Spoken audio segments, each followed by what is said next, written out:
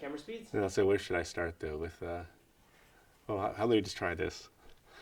Um, I was John's youngest brother, so I was 14 years younger than him. But the thing that I most remember about him and his partner George Shaw was that though they were jazz musicians, and when you think of jazz musicians, you usually think of sort of pretentious, very serious people who, if you really want to go extreme, wearing a beret and smoking a cigarette and just being very, serious music. They did write a lot of serious music, but they themselves were really funny and they always wanted to goof off and they just wanted to have fun. And even during their shows, the shows were all about having fun, and the music was too. And they're notorious for George would write these signs, and he would hold them up throughout the shows. I think there were signs that said "Be jovial," and they had basic applause signs.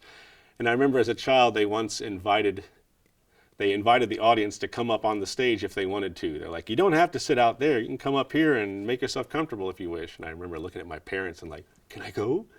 They said, yeah, yeah. There was a big scaffolding on the stage, and I climbed up on it and just sat there. And so I was sort of this vantage point looking down on the band from behind and just going, this is neat. But that's the thing that sticks out with them for me is the fact that they were jazz musicians, but they were just a lot of fun, and they also wrote music that went beyond jazz. I mean, there's a track that was used, I believe, in Kidnap Coed, Little Baked Potato, which for the longest time I had heard it but didn't know what it went to, and only just recently discovering that it was meant for the background of a bar scene in Kidnap Coed, and it's this great little country number about a guy and his fondness for baked potatoes. And So how old were you when you got to see them live? God, when they were playing live, that was the early 70s, so I would be anywhere from 5 to 8, I think, yeah. Do you know how they met in the first place? That's a good question. I feel like I've heard the story, but I'm not really sure. Maybe, hopefully Barbara, his sister, can shed some light on that, or maybe one of my siblings can, but I'm actually kind of curious to hear how they met. We'll find out. Yeah.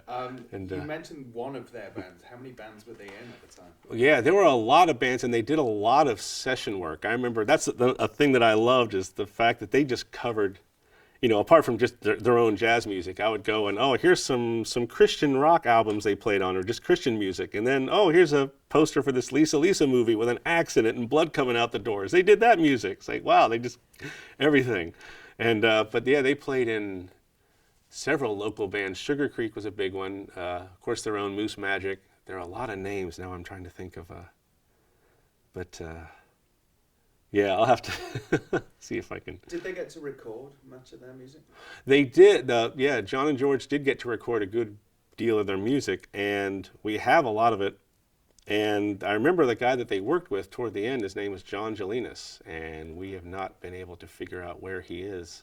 He's one of the sort of missing pieces of the puzzle that we'd like to find out what happened to him. And we have a lot of that stuff on old reel-to-reel tapes, and I've archived a bunch of it. But yeah, it's some good stuff. How well... Move a mic stand in the background real quick.